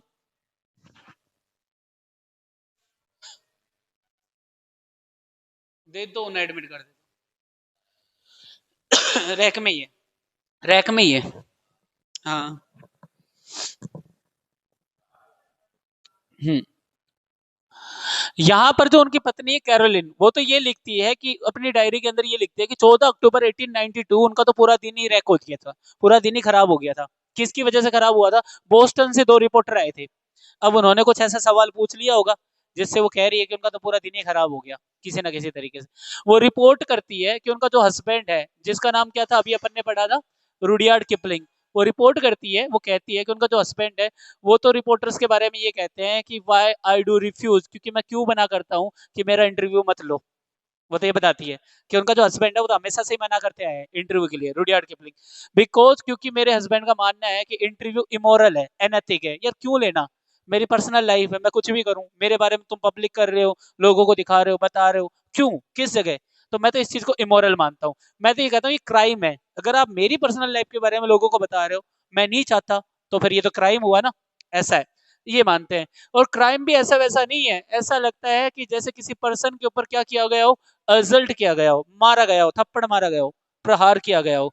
ठीक है, फिर बाद में देखो ये कहते हैं कि यहाँ पर उसके लिए एक पनिशमेंट भी होनी चाहिए, अगर कोई ऐसा काम करता है इंटरव्यू मेरे बिना सहमति के लेता है, तो उसके साथ एक पनिशमेंट भी होनी चाहिए। It is cowardly, it is cowardly and while, ये बेकार चीजें हैं, कायरता की चीजें हैं, कॉवर्डली चीजें हैं। ठीक है, और कोई भी रिस्पेक्टेबल मैन कभी भी इस चीज के लिए नहीं कहेगा, और इंटरव्यू देने की बात तो बहुत दूर की बात है, इंटरव्यू देने की बात तो करेगा ही नहीं। यट फिर भी रुडियार्ड किपलिंग खुद भी ये जो रिजल्ट है ना, प्रहार है ना, करते दिखाई पड़े किसके ऊपर? मार्क ट्वेन के ऊपर, कुछ सालों पहले की बात है। यहाँ पर देखो दो चीजें बताई गई है। यहाँ पर रुडियार्ड किपलिंग के बारे में ये बताया गया है कि रुडियार्ड किपलिंग ये कहते हैं कि इंटरव्यू लेना ना ऐसा लगता है जैसे कोई प्रहार कर रहा हो, लेकिन थोड़े साल के बाद ही रुडियार्ड किपलिंग खुद भी इंटरव्यू ले रहे हैं भाई। और वो किसका ले रहे हैं? मार्क ट्वेन का इंटरव्यू ले रहे हैं। तो बातें करना आसान है, फिर बाकी उसी चीज में घुलना और भी ज्यादा आसान है। चलो, उसके बाद एक कैरेक्टर आता है एजीवल्स। एचजी वेल्स इंटरव्यू कहते हैं, इंटरव्यू के बारे में कहते हैं 1894 रेफर्ड टू द इंटरव्यू ओडियल्स। उन्होंने कहा इंटरव्यू ओडियल्स है। ओडियल्स का मतलब होता है हरास एक्सपीरियंस, बैड एक्सपीरियंस, ठीक है। उन्होंने कहा इंटरव्यू होना ना एक बहुत बुरा एक्सपीरियंस है, बहुत बुरा अनुभव है, इंटरव्यू नहीं होना चाहिए, उन्होंने ऐसा कहा। लेकिन फिर भी उनका कई बार इंटरव्यू लिया गया और लगभग 40 साल बाद उन्हें खुद भी देखा गया इंटरव्यू लेते हुए। और यहाँ पर एच जी वेल्स किसका इंटरव्यू लेते हैं? जोसेफ स्टेलिन का, इसका इंटरव्यू लेते हैं। अब तुम्हें ना ऐसा लग रहा होगा सर ये है कौन और हम इनके बारे में पढ़ क्यों रहे? भाई साहब इनके ऊपर नंबर लिखे हुए हैं 4 3 2 1 ऐसा करके नंबर लिखे हुए हैं, ठीक है। और नीचे इनके बारे में डिटेल्स में बताई गई है, देखोगे ना तो आपको यहाँ पर नीचे है ना ये बताई गई है, देखो 2 नंबर पे कौन था, 3 नंबर पे कौन था। तो अगर आपको जानना है ना तो आप वहां से जान सकते हो, ठीक है। चलो यहाँ पर ये बताया गया है कि 40 साल बाद वो खुद भी इंटरव्यू ले रहे थे, किसका? जोसेफ स्टीवन का। कौन ले रहे थे? एस जी वेल्स, ये इंटरव्यू ले रहे थे, ठीक है। इसके बाद अपना कैरेक्टर पढ़ते हैं, सोल बेलो, ठीक है। सोल बेलो कौन था? नीचे दिख जाएगा, 5 नंबर दिख रहा होगा, ठीक है। सोल बेलो जो कि जो कि कंस्टेंट थे, सहमत थे टू बी इंटरव्यू, वो खुद सहमति दे रहे थे, चलो ठीक है इंटरव्यू ले लो, ठीक है। अच्छा, सेवरल ओकेजन, काफी सारे ओकेजन के ऊपर, नेवर द लेस विल, मतलब जबकि उन्होंने भी एक बार डिस्क्राइब कर दिया कि इंटरव्यू को ऐसा लगता है यार मुझे जैसे मेरे गले के ऊपर किसी ने क्या कर रखा हो, अंगूठा लगा रखा हो, थंब प्रिंट लगा रखा हो, ऐसा महसूस होता है। यट डिस्पाइट द ड्रॉबैक्स, अब मैं तुम लोगों को बता रहा हूँ, क्रिस्टोफर है, क्रिस्टोफर कह रहा है कि चलो ठीक है, इतने सारे ड्रॉबैक्स देखे आपने, इतनी सारी कमियां देखी, किसकी? इंटरव्यू की। वी एस नेपोल अलग कह रहा है, कैरोलिन अलग कह रही है, एच जी वेल्स अलग कह रहा है, मार्क ट्वीन अलग कह रहे हैं, ये सब अलग अलग बातें कर रहे हैं और सारे बुराई कर रहे हैं। इतने सारे ड्रॉबैक होने के बाद भी इंटरव्यू के, ये मैं बताना चाहता हूं, it is supremely serviceable medium of communication. Interview he communication का सबसे बेहतर माध्यम है। कम्युनिकेशन करनी है, इंटरव्यू ले लो, क्वेश्चन पूछ लो, सबसे बेहतर माध्यम है इन दिनों। more than any other time or the most vivid impression of the four contemporaries over the through interviews। अगर किसी के बारे में भी कुछ भी चीजें निकल करके आती है ना, वो किसके थ्रू निकल के आती है पता है? इंटरव्यू के थ्रू। अब इस आदमी को आपको बहुत ध्यान रखना है, ये आदमी पॉजिटिव बात कर रहा है, डेनिस बेरिन। डेनिस बेरिन क्या बात कर रहे हैं? हैज रिटन, वो लिखते हैं कि almost everything of moment reaches us through one man asking question of another. लगभग अगर हमारे पास कोई भी चीज निकल करके आ रही है तो वो तब निकल के आ रही है जब कोई एक आदमी दूसरे आदमी से क्वेश्चन पूछता है। बिकॉज ऑफ दिस, इसी वजह से इंटरव्यूअर की एक अलग ही पोजीशन होती है, एक अलग ही पावर होती है, एक अलग ही प्रभाव होता है। कुल मिला के आपको इंटरव्यूअर के बारे में बताया गया कि इंटरव्यू लेने वाला हर कोई व्यक्ति नहीं हो सकता, उसकी एक अलग पोजीशन होनी चाहिए, अलग पावर होती है, उसकी क्वेश्चन पूछने का तरीका अलग होता है, दबता नहीं है बातों के नीचे। कुल मिलाकर के इंटरव्यू के बारे में कितने लोगों ने क्या क्या कहा, लेकिन फाइनली इंटरव्यू क्या चीज है, कम्युनिकेशंस का क्या संसाधन है, इंटरव्यू से हम क्या क्या चीजें देखते हैं या क्या क्या चीजें सीखते हैं, that is the important. Everything has drawbacks but everything has merits, ठीक है। सब चीजों के क्या होती है भाई? ड्रॉबैक्स भी होते हैं और सभी चीजों के क्या होते हैं? मेरिट्स भी होते हैं कुछ चीजें। चलाइए, तो यहां पर हमने इंटरव्यू के बारे में देख लिया। अब इंटरव्यू का सेकंड पार्ट समझना बच्चों। यहां पर इंटरव्यू लेने वाले का नाम है मुकुंद पद्मभान और इंटरव्यू जो दे रहा है उसका नाम है अमृतो इको, ठीक है। क्यों इंटरव्यू लिया जा रहा है, क्यों दिखाया गया, पहले तुम लोगों को इंटरव्यू के बारे में बताया गया, देन आपको इंटरव्यू के बारे में एक छोटा सा टुकड़ा दिखा दिया गया कि इंटरव्यू लेते कैसे हैं या इंटरव्यू होता कैसे है, ये देख लीजिए, ठीक है। अब यहाँ पर हम अमृतो इको की एक नॉवल है जिसका नाम है द रोज, देखो यहाँ पर द नेम ऑफ द रोज, ठीक है, ये नाम है। ये बहुत ज्यादा फेमस हो गई और लगभग लगभग 10 मिलियन कॉपी इसकी बिक चुकी है। इस बात के ऊपर इस आदमी का इंटरव्यू लिया जा रहा है, लेकिन यहाँ पर जो इंटरव्यू लेने वाला है वो कुछ क्वेश्चन पूछता है और यहाँ पर इंटरव्यू देने वाला है वो उस क्वेश्चन का सटीक आंसर ना दे करके बातों को घुमा करके देता है। तो यहाँ पर हमें ये देखने को मिला कि अमृतो इको कोई ऐसा वैसा आदमी नहीं है। अमृतो इको एक महान राइटर है जिसने अलग अलग चीजें लिखी है, सोमेटिक्स लिखी है उसने, एकेडमिक राइटर्स है, ऐसे राइटर है, आर्टिकल्स लिखता है, न्यूज़पेपर के लिए लिखता है, बच्चों के लिए लिखता है, स्कॉलरी वर्क्स लिखता है, नॉवेल्स लिखता है, दुनिया जान की चीजें लिखता है। तो यहाँ पर हम अमृतो इको के बारे में एक बार पढ़ लेंगे कि वो कौन है कौन नहीं है। तो यहाँ पर देखिए जरा, तो अम्ब्रिटो इको एक प्रोफेसर है यूनिवर्सिटी ऑफ वोलंगाना के अंदर, इटली के अंदर, ठीक है। और उसने पहले से ही इतनी रेपुटेशन पा ली अपने स्कॉलर्स काम के लिए, अपने आइडियाज के लिए, अपने सोमेटिक्स के लिए, अपने लिटरेरी इंटरप्रिटेशंस के लिए, मिडिवल एस्थेटिक्स के लिए। उसने बहुत ज्यादा फिक्शंस लिखे हैं, सारी चीजों के लिए उसने बहुत ज्यादा प्रसिद्धि प्राप्त कर ली है। और हाल फिलहाल में उसे एक सुपर स्टारडम मिला है, और वो सुपर स्टारडम एक बुक है जिसका नाम है द नेम ऑफ द रोज। उसका सुपर स्टारडम मिला है, जो कि लगभग लगभग 10 मिलियन से ज्यादा बिकी है। अब एक तरफ मानिए अम्ब्रिटो इको बैठा दिया अपन ने, और एक तरफ मानिए मुकुंद पद्मभान, जो कि यहाँ पर इंटरव्यू लेने वाला है अम्ब्रिटो इको का। मुकुंद पद्मभान, और कहाँ से है ये? द हिंदू से, ठीक है। दोनों लोगों को बैठा देते हैं, आप प्यार से इंटरव्यू देखिए कि क्या क्वेश्चन वो पूछता है। और यहाँ पर ध्यान देने वाली बात ये है, अम्ब्रिटो इको उसका क्या जवाब देता है। Got it? चलो देखिए बच्चों, मुकुंद का पहला क्वेश्चन, मुकुंद का पहला क्वेश्चन क्या है कि the English novelist and academic David Lodge once remark, I can't understand how one man can do all the things he echo does. Mukund ने सबसे पहला क्वेश्चन ये पूछा कि यार भाई साहब, तुम इतने सारे चीजें एक साथ कर कैसे लेते हो। और ये बात मैं नहीं पूछ रहा, ये बात पूछ रहा है डेविड लॉज, ये बात पूछ रहा है डेविड लॉज, जो कि खुद एक नॉवेलिस्ट है। वो पूछ रहा है कि यार एक आदमी इतने सारे काम कैसे कर लेता है, ये भी कर रहा है, वो भी कर रहा है, ये भी कर रहा है। हम तो ये कहते हैं कि प्राइवेट काम करने वाला गवर्नमेंट जॉब की तैयारी नहीं कर सकता क्योंकि टाइम नहीं मिलता हमारे पास। ये कैसे कर लेता है, आप कैसे कर लेते हो ये सारे सारे काम। अमृत इको ने कहा कि देखो, तुम्हें ऐसा लगता होगा कि मैं बहुत सारी चीजें करता हूँ, लेकिन एंड में मैं बस खाली एक ही चीज करता हूँ, सेम थिंग। अब वो खुद कह रहा है भाई साहब कौन सी है वो चीज, बताना जरा एक बार। अब अमृत इको कह रहा है देखो, ये एक्सप्लेन करना ना मेरे लिए डिफिकल्ट है, ये नहीं बता पाऊंगा कि यार मैं कौन सी चीज करता हूँ। मैं तुम्हें थोड़ा सा हिंट दे देता हूँ। मेरा फिलोसफिकल इंटरेस्ट है। फिलोसफिकल का मतलब होता है फिलोसफर है वो, ठीक है। चीजों को देखने का नजरिया, अपनी फिलोसफी में कौन सी चीज कैसे देखता है वो, ये कह रहा है। मेरा ना एक फिलोसफिकल इंटरेस्ट है। मैं अपने जितने भी जो काम होते हैं, चाहे वो एकेडमिक वर्क हो, चाहे मेरी नॉवल हो, चाहे मेरी बुक हो, चाहे बच्चों के लिए बुक हो, चाहे नॉन वायलेंस के लिए बुक हो, चाहे पीस के लिए बुक हो, तुम देखोगे सबके अंदर मेरा सभी एक ही चीज रहता है, और वो रहता है फिलोसफिकल इंटरेस्ट। ध्यान रखना इस वर्ड को कि यहाँ पर अम्ब्रिटो इको क्या दिखाता है अपनी किताबों के अंदर, फिलोसफिकल इंटरेस्ट दिखाता है। चलो बातें खत्म नहीं, वो और कहता है एंड मुझे ना एक रहस्य भी पता है, सीक्रेट भी पता है। वो सीक्रेट तुम जानोगे तो तुम खुद अचंभित हो जाओगे कि तुम्हें वो सीक्रेट बताया क्यों नहीं था टीचर्स ने, लेकिन बताना चाहिए था। सीक्रेट क्या है? ये कह रहा है कि अगर हम इस मतलब अगर हम सारे स्पेस को एलिमिनेट कर दें, मेरे से कैमरे के बीच में, मेरे से इस बोर्ड के बीच में एक स्पेस है, अगर हम इस स्पेस को एलिमिनेट कर दें तो ये हमारा स्पेस खत्म हो जाएगा, बिल्कुल नजदीक नजदीक हो जाएंगे। सिंपल सी बात है। अगर हम सारे स्पेस को एलिमिनेट कर दे, चाहे वो एटम के बीच में क्यों ना हो, छोटे छोटे एटम होते हैं ना, उनके बीच में भी स्पेस होता है, उनको भी रिमूव कर दिया जाए, तो यूनिवर्स इतनी हो जाएगी जितनी की मेरी फिस्ट है, इतनी। सर ये क्या बता रहे हो? समझना वो क्या समझाना चाह रहा है, अलग फिलोसफी है बंदे की, समझना पड़ेगा। देखो क्या कह रहा है, ये कह रहा है कि वो स्पेस है ना, वो स्पेस, उसके बारे में सुनना। Similarly we have a lot of empty space in over lives. Same तरीके से हमारे पास ऐसे स्पेस होते हैं। मेरा पहला पीरियड है, मैं पहले पीरियड लेने जा रहा हूँ, ठीक है। फिर मेरा दूसरा पीरियड है, दूसरे पीरियड में कोई दूसरा टीचर आएगा तुम्हें पढ़ाने के लिए, लेकिन तुम्हारे पास बीच में 10 मिनट है, दैट इज द स्पेस। ये स्पेस है। अब उस स्पेस में क्या करते हो? आप पढ़ते हो, बातें करते हो, या दूसरे टीचर का इंतजार कर रहे हो आएंगे तभी पढ़ेंगे। ये अमृतो को यूज करता है इस स्पेस को बच्चों, समझ में आया?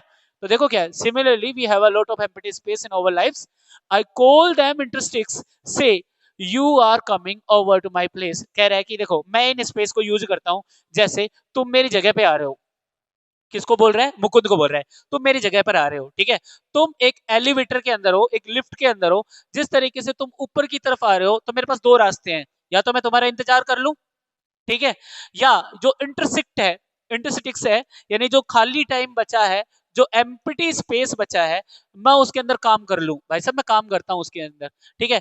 बजाय तुम्हारे एविलेटर्स के ऊपर आने के, फर्स्ट से थर्ड पे आने के, तब तक तो मैं एक आर्टिकल लिख डालूंगा, और रास्ता वगैरह तब तक तो मैं एक आर्टिकल लिख दूंगा। क्या बात कर रहे हो यार? मुकुंद कह रहा है देखो, आप कर लेते हो, हर कोई तो ऐसा काम नहीं कर पाता, not everyone can do that, of course, simple सी बात है। चलो मेरा दूसरा क्वेश्चन सुनना बच्चों। मुकुंद दूसरा क्वेश्चन कह रहा है कि आपके नॉन फिक्सल राइटिंग, जो आप नॉन फिक्सल राइटिंग लिखते हो, ठीक है, आपके स्कॉलरी वर्क्स हैं, उनके अंदर आप पर्सनल क्वालिटीज डालते हो, ठीक है, जबकि ये एकेडमिक स्टाइल से बिल्कुल डिपार्चर है, एकेडमिक स्टाइल से बिल्कुल अलग है। ये एकेडमिक स्टाइल है ही नहीं जो आप लिखते हो, ये वैसा नहीं है। Which is invariably depersonalise and open dry is boring, जो कि हमने देखा है स्कॉलरी वर्क स्कूल वाले बच्चों की किताब में जो चैप्टर्स होते हैं वो ना मतलब बोरिंग होते हैं, ड्राई होते हैं, पढ़ने में मजा नहीं आता। जबकि तुम्हारे द्वारा लिखे गए स्कॉलरी वर्क पढ़ने में मजा आता है। ये ऐसा तुम जानबूझ के करते हो या फिर नेचुरल तुम्हारे अंदर ये कला है? क्वेश्चन समझ में आ गया कि तुम जानबूझ के एल्गोरिदम जानते हो कि लोग वग ऐसा पढ़ना पसंद करेंगे इसलिए जानबूझ के डालते हो, या फिर स्वाभाविक तुमसे हो ही जाता है ऐसा? क्वेश्चन है ये। ठीक है, आंसर देखो अम्ब्रिटो इको का क्या है। अम्ब्रिटो इको कह रहा है कि देखो मैं तुम्हें एक कहानी सुनाता हूं, सुनो। एक बार क्या हुआ था, मुझे मेरा फर्स्ट डॉक्टरल जमा करवाना था इटली के अंदर। मेरे प्रोफेसर मुझे कहते हैं कि स्कॉलर्स जो होते हैं स्कूल में पढ़ने वाले या स्कूल में कुछ भी जमा करवाने वाले जो भी होते हैं वो अलग अलग सब्जेक्ट से कुछ ना कुछ चीजें से सीखते हैं। ठीक है, सीखते टाइम उनसे बहुत सारी गलतियां होती हैं, वो सारी गलतियां हाइपोथेसिस होती हैं। ठीक है, नकलियां होती हैं वो गलतियां भी, जो भी चीजें हैं। ठीक है, अच्छा बाद में वो उनको करेक्ट कर लेते हैं और एंड ऑफ द टाइम वो कंक्लूजन शो करते हैं। कोई भी आदमी अपनी कमी को लिखेगा नहीं कि मैंने ये किया था ये हो गया फिर बाद में मैंने इसको सही करके फिर मैंने ये किया था। जैसे आप कोई क्वेश्चन को कर रहे हो तो आप किसी क्वेश्चन को कर रहे हो, पहले गलत हो गया, फिर दोबारा करोगे तो पहले वाले को पूरे को काट दोगे, दिखना नहीं चाहिए कि तुमने ये गलत किया था। ये कह रहा है कि जनरली जो स्कॉलर्स होते हैं वो ये करते हैं, जैसे तुम भी यही करते हो। ठीक है, लेकिन तुम इसके बिल्कुल कॉन्ट्रेरी हो, बिल्कुल अलग हो। Told the story of your research, तुमने अपनी रिसर्च की जो कहानी लिखी है उसके अंदर तुमने तुम्हारे ट्रायल लिख दिए कि तुमने ऐसे ऐसे ट्राई किया था, एरर्स लिख दिए कि तुमसे क्या क्या गलती हुई थी। सेम टाइम वहां पर मुझे ये महसूस हो गया था कि मैं अपनी डिसलेशंस को पब्लिश कर सकता हूं क्योंकि प्रोफेसर ने उसको अप्रिशिएट किया था। कैसे पता चला पता है?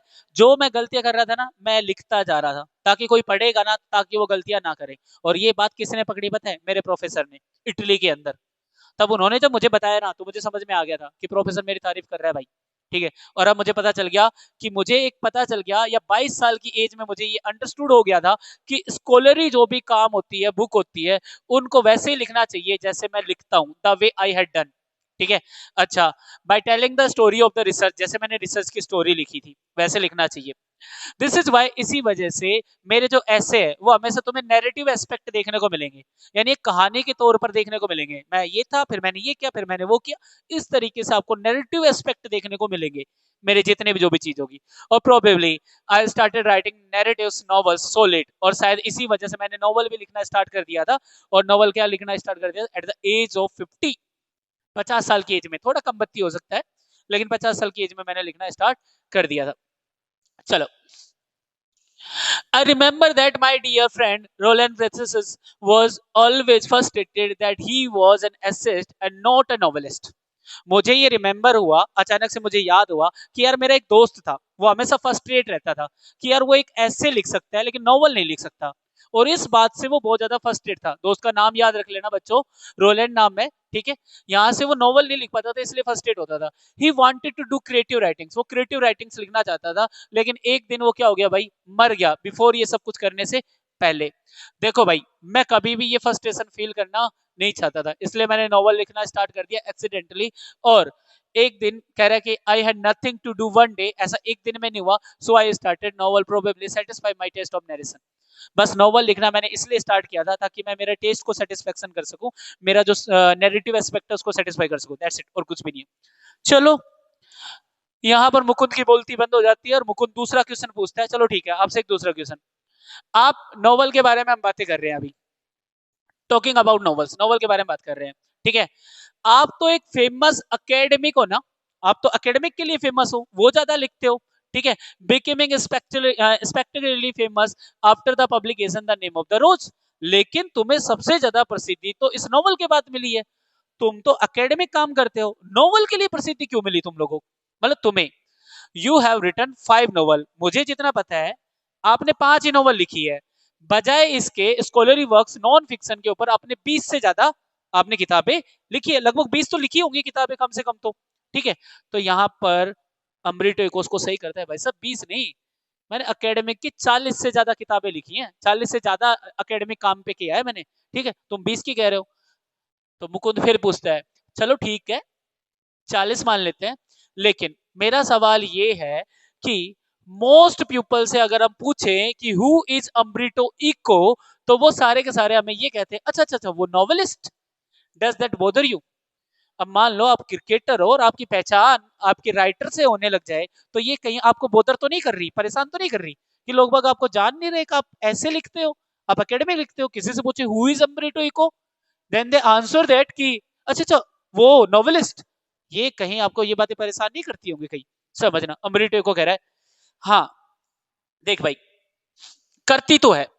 मैं खुद को हमेशा से एक यूनिवर्सिटी प्रोफेसर माना गया हूं, मानता हूं। नोवेल तो गर्ल्स खाली मैं संडे संडे को लिखता हूं, ठीक है? अच्छा, ये मजाक नहीं है, सच बता रहा हूं। मैं एकेडमिक कॉन्फ्रेंस में पार्टिसिपेट करता हूं। मैंने कभी कोई मीटिंग पेन क्लब के अंदर, राइटर्स पेन क्लब के अंदर मैंने कभी कोई मीटिंग नहीं ली या गया भी नहीं हूं, क्योंकि मैं मानता ही नहीं हूं खुद को novelist. I identify my self with the academic community. मैंने हमेशा से खुद को एकेडमिक कम्युनिटी के अंदर ही देखा है, यानी मैं वहीं रहना चाहता हूँ। But okay, most of the people, बहुत सारे लोगों ने अगर मेरी नॉवल पढ़ी है, इससे क्या फर्क पड़ता है? मेरे को क्या फर्क पड़ता है? नॉवल से जान पहचान हो गई। मुझे ऐसा लगता है कि शायद ज्यादा ऑडियंस मिली है मुझे नॉवल से, लेकिन मैं कभी भी एक्सपेक्ट नहीं करूंगा कि 1 मिलियन से ज्यादा रीडर मिलेंगे मुझे किसके द्वारा, सोमेटिक्स के द्वारा, मेरे एकेडमिक काम के द्वारा। कभी मुझे 1 लाख से ज्यादा भी मुझे रीडर्स मिलेंगे मुझे नहीं लगता, लेकिन 10 मिलियन से ज्यादा मुझे किस में मिले, नॉवल में मिले। इससे कोई फर्क नहीं पड़ता, बाकी चलो ठीक है। मुकुंद का अगला क्वेश्चन, एक बात बताइए, इस बात से मैं दूसरे क्वेश्चन पे जाता हूं। The name of the rose very serious novel, बहुत ज्यादा सीरियस नॉवल है, ठीक है? इसके अंदर आपने डिडक्टिव यानी सस्पेक्टिव यान्स डाले हैं, इसके अंदर आपने मेटाफिजिक्स डाला है, इसके अंदर आपने थियोलॉजी डाला है, इसके अंदर आपने मिडवल हिस्ट्री डाला है, ये सारी चीजें आपने इसके अंदर डाला है, ठीक है? लेकिन फिर भी लगभग ऑडियंस ने इसको क्या किया, ऑडियंस ने क्या किया, इसको एक्सेप्ट किया है, स्वीकार है, पढ़ा है। क्या ये बात तुम्हें पजल नहीं करती, परेशान नहीं करती ये वाली बात? अमृतो को देखो क्या जवाब दे रहा है, सवाल समझ में आ गया? कह रहा है कि आपने इतनी सारी चीज मिक्स कर दी, लोगों को पसंद कैसे आ रही है ये सारी चीजें? पजल नहीं हो तुम लोग? चलो, ये वो वाली बात होगी कि रातों रात तुम टिकटॉक स्टार हो गए या रातों रात किसी इंस्टाग्राम पे वायरल हो गए, तो कल को आकर के जब कोई तुमसे पूछेगा हाँ भाई बताओ क्या हालचाल, तो तुम कहोगे यार मेरे को तो पता ही नहीं था इतनी वायरल हो जाएगी ये वाली वीडियो। खैर चलो छोड़ो। अमृतो को देखो क्या कहते हैं, देख भाई, मैं तो पजल हूं नहीं, तू जरूर है, जर्नलिस्ट पजल है। और मुझे ऐसा लगता है कि जो पब्लिश करता है ना बुक को, वो पजल है, वो पजल है, ठीक है? And this is because journalist and the publisher believe, और ये इसलिए तुम लोग पजल हो क्योंकि तुम्हारा मानना है कि लोगों को ट्रेस पसंद है, कूड़ा कचरा, लव स्टोरी, मर्डर वर्डर, ये ज्यादा पसंद है लोगों को। ये तुम्हें लगता है कि ऐसा लोगों को ज्यादा पसंद है? और ऐसा लगता है कि शायद लोग है ना डिफिकल्ट रीडिंग एक्सपीरियंस नहीं करना चाहते, तुम लोगों को ऐसा लगता है। बट कंसीडर करो यार, इस धरती के ऊपर 6 बिलियन लोग हैं और नेम ऑफ द रोज बस खाली 10 से 15 मिलियन लोगों के अंदर ही बिकी है। तो तुम सोचो, मैं तो बहुत कम परसेंटेज लोगों के पास पहुंच पाया हूं, सोच के देखो, मैं तो ना के बराबर लोगों के पास ही पहुंच पाया हूं। इसमें अचंभा करने वाली बात कौन सी है? एग्जैक्टली ये सेम वैसा है कि ये जो रीडर्स है इनको इजी एक्सपीरियंस नहीं चाहिए था, और शायद इजी एक्सपीरियंस चाहिए भी हो तो एटलीस्ट हमेशा तो नहीं चाहिए था। और मुझे ऐसा खुद के लिए भी लगता है कि अगर 9 बजे बाद डिनर करने के बाद मुझे टेलीविजन देखना पसंद है और मैं सोचता हूं कि मैं ये 2 नाटक देखूं, माय माय वाइस और इमरजेंसी रूम, ये मैं देखता हूं और मुझे इंजॉय भी करना आता है और मैं उसको जरूरत भी लगती है कि एंजॉय करता हूं, लेकिन क्या पूरे दिन भर एंजॉय करूंगा? ये देखो तुम मेरी बात समझना, यहाँ पर अमृतो इको ने क्या कहा है पता है? कह रहा है कि देखो हो सकता है, ऐसा हो सकता है कि शायद इसको आपको लगता हो कि लोगों ने पसंद क्यों किया हो, लेकिन मेरे को बताओ, अगर मैं कोई एक चीज को पसंद करता हूं, देखना कोई भी नाटक है, तो क्या पूरे दिन भर अगर वही नाटक देखूंगा तो बोर नहीं होऊंगा? इजी राइटिंग वाले नॉवेल्स सब पढ़ते हुए आए हैं, मैंने उसके अंदर डिफिकल्ट वाले डाल दिए। तो ऐसा हो सकता है कि दिवाली के टाइम पर आपको मिठाई मिठाई मिठाई मिठाई खा करके बोर हो जाओगे, तो उस समय पर आपको नमकीन पसंद आ जाएगी। सेम सी बात है, इजी इजी इजी इजी पढ़ पढ़ के बच्चे के सामने मैंने क्या डाल दिया, टफ डाल दिया, तो अब टफ में इंटरेस्ट बन गया, ऐसी वाली बात है। चलो खत्म करते हैं इस चैप्टर को। मुकुंद क्या कह रहा है? मुकुंद कह रहा है, could the huge success of the novel have anything to do with the fact of the dealt of the medieval history? Mukund का लास्ट क्वेश्चन है। मुकुंद ये कह रहा है कि इसको इतनी ज्यादा सक्सेस मिली है, क्या इसका रीजन मैं ये मान सकता हूं कि आपने इसके अंदर एक मिडवल हिस्ट्री डाली है, इस वजह से ये सक्सेस हुई है? चलो, अमृतो इको इसका भी जवाब देता है। अमृतो इको देखो क्या कह रहा है। कह रहा है कि भाई तुम मान लो यार ऐसा पॉसिबल है, लेकिन मैं बताता हूँ, मैं तुम्हें एक अलग कहानी सुनाता हूँ, बिकॉज क्योंकि मुझे स्टोरी सुनाना चाइनीज वाइज मैन की तरह पसंद है। ठीक है। अच्छा, मेरे ना एक अमेरिकन पब्लिशर थी, मतलब एक अमेरिकन पब्लिशर थी, उसको ना मेरी जो लिखी हुई किताबें थी बहुत ज्यादा पसंद आई। तो उसने क्या किया कि मुझे ना 3,000 कॉपी के एक्स्ट्रा रुपए मेरे को दे दिए, क्योंकि उसको मानना था कि शायद उसके शहर के अंदर, यूएस के अंदर 3,000 कॉपी बिकेगी। ठीक है, इसलिए मुझे 3,000 कॉपी के पैसे दे दिए थे, क्योंकि उसका मानना था कि चर्च के बारे में या फिर यहाँ पर लैटिन भाषा के बारे में बहुत कम सोचते हैं, तो कम बिकेगी शायद। ठीक है, तो उसका मानना था। लेकिन आप अचंभित करोगे, वो वाली बुक भी मेरी 2 से 3 मिलियन बिक गई थी यूएस के अंदर। 2 से 3 मिलियन, समझने वाली बात है। ठीक है, तो ये आप अंदाजा नहीं लगा सकते कि किसकी वजह से हुआ, किसकी वजह से नहीं हुआ। कह रहा अमेरिकन पब्लिशर थी, उसको मेरा किताबें बहुत ज्यादा पसंद थी, एक्सपेक्ट था कि 3,000 कॉपी बिकेगी। लेकिन ऐसी कंट्री के अंदर जहां पर कैथेड्रल और स्टडीज ऑफ लेटिन के बारे में कम जानते हो, कैथेड्रल का मतलब होता है चर्च, ठीक है, लेटिन के बारे में बहुत कम जानते हो, लेकिन उसने मुझे एडवांस दिया था 3,000 कॉपी का। बता दूं तुम लोगों को, किताबें 2 से 3 मिलियन बिकी थी यूएस के अंदर। पूछा क्या था सर, भाई साहब आपकी जो बुक थी, क्या सक्सेस इसलिए हुई थी कि उसके अंदर मिडवल हिस्ट्री थी, इसलिए सक्सेस हुई थी? जवाब क्या है, सुन लो। बहुत सारी किताबें मैंने पहले भी लिखी है मिडवल हिस्ट्री के ऊपर, मिडवल पास्ट के ऊपर, और मैंने लिखी है, वो तो नहीं हुई सक्सेस। आ जाओ। I think the success of the books is mystery. मुझे ऐसा लगता है सक्सेस है ना इसका, मिस्ट्री है, रहस्य है। Nobody can predict it, कोई भी प्रेडिक्ट नहीं कर सकता। I think I had written name of the rose 10 years earlier, 10 years later, it wouldn't have been the same. अगर मैं इस किताब को 10 साल पहले लिखता या 10 साल बाद लिखता, तो शायद इसका रिजल्ट सेम नहीं होता। ये कुछ ऐसी बात है कि आज तुम देख रहे हो कि आज से 50 साल पहले कोई सॉन्ग हुआ था और आज वो पॉपुलर हो रहा है। तो इस बात का कोई नहीं समझ सकता, टेस्ट चेंज होता रहता है। पहले के गाने आज उसको रिमेक करके सुनाए जा रहे हैं और लोग उसको पसंद कर रहे हैं। ठीक है, तो ये वो वाली बात है भाई, टाइम टाइम की बात है, कब किस टाइम पे किस चीज की पॉपुलैरिटी बढ़ जाए किसी को नहीं पता। कोई एक्टर है, पहले चला नहीं, अभी चल गया वो एक्टर, तो कुछ किसी का कुछ नहीं पता, किसी भी टाइम किसी की भी लॉटरी लग सकती है। और ये आपका चैप्टर हुआ खत्म। बच्चों, टफ चैप्टर की सीरीज के अंदर हमारा जो नेक्स्ट चैप्टर है वो journey to the end of the earth है। इस चैप्टर के अंदर थिसानी दोषी जो कि राइटर है, वो यहाँ पर ये बता रही है कि एक नाव के अंदर वो मद्रास चेन्नई से सीधे जा रही है अंटार्कटिका। ठीक है, अंटार्कटिका को ये बताया गया है सबसे ज्यादा कोल्डेस्ट, सबसे ज्यादा ड्राइएस्ट एक कॉन्टिनेंट है, जहां पर वो जाकर के हमें चीजों के बारे में बताएगी कि कैसे छोटी छोटी चीजें इफेक्ट करती है। आप यहाँ पर पॉलिथीन जलाते हो, वहां पर चीजें इफेक्ट कर रही है। आप यहाँ पर प्रदूषण फैलाते हो, वहां पर चीजें इफेक्ट कर रही है। तो वहां पर चीजें चेंज होती हुई दिखाई पड़ रही है, वो सारी चीजें ये देखती है। ठीक है, यहाँ से जाती है, जाते समय ये बताती है कि इसकी जो वेजल थी, जो वोट थी, उसका नाम था अकेडमिक सोकल्सिकी। ठीक है, उस वोट के थ्रू, और ये लगभग लगभग 100 घंटों का सफर करती है, एरोप्लेन, बस, कार और वोट वगैरह करके। ठीक है, लगभग लगभग 6 चेक पॉइंट को क्रॉस करती है, 9 टाइम जोन्स को क्रॉस करती है, 3 बॉडी ऑफ वाटर्स को क्रॉस करके अंटार्कटिका पहुंचती है। अब हमें क्या बताया, इसको अलग अलग टुकड़ों में पढ़ना है। ठीक है, पढ़ना भी आपको अलग अलग टुकड़ों में ही है।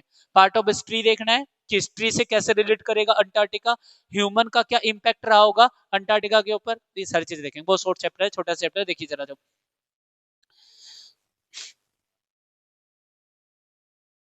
देखो, अपनी जो ये राइटर है थिसानी दोषी, ये अंटार्कटिका को विजिट करती है, जो कि सबसे ज्यादा कोल्डेस्ट, ड्राइएस्ट, विंडेस्ट कॉन्टिनेंट माना गया है वर्ल्ड का। ठीक है, इसको अबोर्ड करती है या वहां तक पहुंचती है रशियन रिसर्च वेजल, जिसका नाम क्या रहता है, अकेडमिक सोकोल्स्की उसका नाम रहता है। ठीक है, जर्नी स्टार्ट करती है अपनी चेन्नई से, और बहुत सारे एरियाज को जो जियोग्राफिकल रहते हैं, लीगल, इकोलॉजिकल और टेम्पोरल जगह को क्रॉस करते हुए वहां पर पहुंचती है। मैंने बताया था 9 टाइम जोन्स करती है, 6 चेक पॉइंट्स क्रॉस करके वहां पर पहुंचती है। राइटर जब वहां पर पहुंचती है, तो उसका जो पहला रिएक्शन था कॉन्टिनेंट के ऊपर, वो रिलीफ वाला था, यानी इतने लंबे सफर के बाद वहां पर पहुंच तो गई आखिरकार, इसको रिलीफ महसूस होता है। ये वहां की वास्टनेस देखकर को बहुत ज्यादा वंडर हो जाती है, बहुत ज्यादा सरप्राइज हो जाती है, वहां के सेकुलेशंस, एकांतवास को देख करके, वहां के जियोलॉजिकल हिस्ट्री को देख करके बहुत ज्यादा अचंभित हो जाती है, बहुत ज्यादा वंडर हो जाती है, सरप्राइज हो जाती है कि यार ऐसा भी हो सकता है क्या। फिर हमें पढ़ाती है, या फिर हम बताते हैं इसके अंदर पार्ट ऑफ हिस्ट्री, कि यहाँ पर अंटार्कटिका हमारी हिस्ट्री का पार्ट कैसे रहा हुआ था। सुनना जरा, पार्ट ऑफ हिस्ट्री के अंदर ये बताया गया है कि ह्यूमन के आने से पहले की बात कर रहे हैं। अंटार्कटिका एक पार्ट होता था एक ह्यूज ट्रॉपिकल लैंड मास जिसका नाम क्या था, गोंडवाना। गोंडवाना का था, ठीक है। अच्छा, ये लगभग लगभग 500 मिलियन ईयर्स तक फलता फूलता रहा, फ्लोरिश करता रहा गोंडवाना। मतलब इंसान तो थे ही नहीं, कुछ नहीं था, फ्लोरा और फ्योना ही थे बस खाली, और कुछ नहीं था। ये फलता फूलता रहा। बायोलॉजिकल इसके ऊपर दो ही चीजें थी, फ्लोरा और फ्यूना। जियोलॉजिकल हमें इसके अंदर चेंजिंग क्लाइमेट्स कॉन्टिनेंट्स देखने को मिलते हैं, और जियोग्राफिकल इसके अंदर क्लाइमेट चेंजेस देखने को मिले थे जो बार बार अकर्ड होते रहते थे। अंटार्कटिका को एक तरीके से सेपरेट करके लेके गए, और ये कहाँ चला गया, आज अंटार्कटिका के नाम से जाना जा रहा है, बिल्कुल एंड ऑफ द अर्थ। यानी अगर ये अर्थ है तो यहाँ पर अंटार्कटिका है, बिल्कुल नीचे। पहले गोंडवाना कहाँ था, यहाँ था, इसमें अंटार्कटिका था। बाद में क्या हुआ, ये टूट करके अलग हो गया, ये ऊपर नॉर्थ की तरफ बढ़ गए, नॉर्थ अमेरिका, नॉर्थ इंडिया, और ये अलग होकर के यहाँ पर आ गया, ठीक है। बीच में क्या हो गए, स्पेसेस हो गए, जगह हो गए। जैसे ऊपर की तरफ सरके तो ये नॉर्थ साइड से ये सरक रहा था, और बीच में क्या बन गए, हिमालयाज बन गए आपस में ऐसे दब करके। चलो आगे देखो क्या है, what it is today, जो कि आज हम देखते हैं। A visit to Antarctica gave a writer a deeper understanding of the fold mountains। मैंने बताया ना माउंटेन्स कैसे बने हैं, फोल्ड माउंटेन्स कैसे बने हैं। ये अंटार्कटिका पे जाने के बाद उसको पता चला कि माउंटेन्स कैसे बने होंगे, आपस में भिड़ करके, अटैच होकर के, ऐसे जाकर के बने होंगे माउंटेन्स, ठीक है। ये अंडरस्टैंडिंग देते हैं। अर्थ की हिस्ट्री जाननी है, इकोलॉजी जाननी है, एनवायरमेंट जाननी है, अंटार्कटिका पहुंच जाओ, ये बता रही है राइटर, ठीक है। राइटर फेल्ट करती है unsettled in 2 week time, not only because she came from a hotter place. यहाँ पर राइटर है थोड़ी सी अनसेटल्ड फील करती है खुद को वहां पर, क्योंकि वो एक होटर जगह से आई थी, मद्रास से आई थी, चेन्नई से आई थी, और वहां पर जाकर के पूरी बर्फ ही बर्फ है। लगभग लगभग वर्ल्ड का, या ये कह सकते हैं अर्थ का 90% वहां पर बर्फ है, ठीक है। तो वहां पर जाकर के वो अनकंफर्टेबल फील करती है, अनसेटल फील करती है, because also because the features of human civilisation were absence, क्योंकि वहां पर ह्यूमन इम्पैक्ट या ह्यूमन सिविलाइजेशन है ही नहीं, ह्यूमन के नामो निशान ही नहीं है वहां पर, ठीक है। ऑलरेडी डिसॉलिड द लैंडस्केप, एक ऐसी लैंडस्केप है जो बिल्कुल उन सब चीजों से अलग है। चलो, कह रहा लॉन्ग समझ द साइलेंस ब्रोकन, वहां पर जो साइलेंस थी, जो चुप्पी थी वहां पर उस जगह के ऊपर, वो टूटती थी, बस टूटती तब थी जब वहां के सीड्स, वहां के एवेलेंस होते थे, वहां पर जब बर्फ थी ना, जब आपस में भिड़ती थी, तब जाकर के वहां पर साइलेंस ब्रेक होता था। अदरवाइज इतनी शांति, ना कोई गाड़ी की आवाज, ना किसी और चीज की आवाज। वहां पर पहुंचने के बाद उसे बड़ा रिलीफ महसूस हुआ। ब्लू वेल्स देखने को मिलती है, आइस बर्ग्स देखने को मिलता है, और बड़े बड़े पहाड़, यानी एक पहाड़ का तो बेल्जियम के जितना पाया गया, सबसे बड़ा जो पहाड़ पाया गया था ना बर्फ का, वो उसके जो मापा गया तो बेल्जियम जितना पाया गया वो पहाड़, ठीक है। अच्छा, all contribute to ecological implications that the future of the humans isn't good। ये सारी चीजें देख करके उसे ये तो पता चल गया था कि इंसानों का फ्यूचर ठीक नहीं है।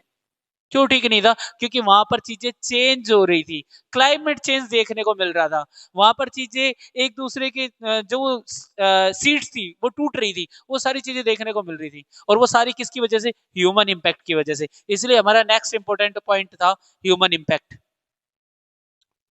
ह्यूमन इम्पैक्ट के अंदर क्या देखने को मिला, चलो ह्यूमन इम्पैक्ट के अंदर देखने को मिला, जिसको कह रहा है कि who were known to have existed more than 12,000 years.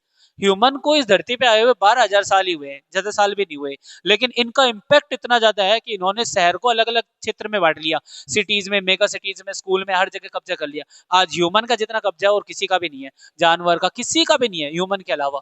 तो यहाँ पर बहुत ज्यादा इम्पैक्ट देखने को मिला, have caused the tremendous impact and played havoc with natures. यहाँ पर एक नेचर को खत्म करने वाली बात आ गई, पूरे तरीके से हवोक किया गया है नेचर्स को पूरे तरीके से ह्यूमन के द्वारा। पेड़ों को काटा जा रहा है अपने खुद के प्रॉफिट के लिए, जगह को मेगा सिटीज में चेंज किया जा रहा है, हॉस्पिटल वगैरह या कोई भी चीज, मेगा मार्केट वगैरह बनाए जा रहे हैं जहां से हमें जो पेड़ पौधे हैं उनको नष्ट किया जा रहा है, खराब किया जा रहा है। तो ये सारी चीजें ह्यूमन ही कर सकता है और कोई भी कर भी नहीं सकता।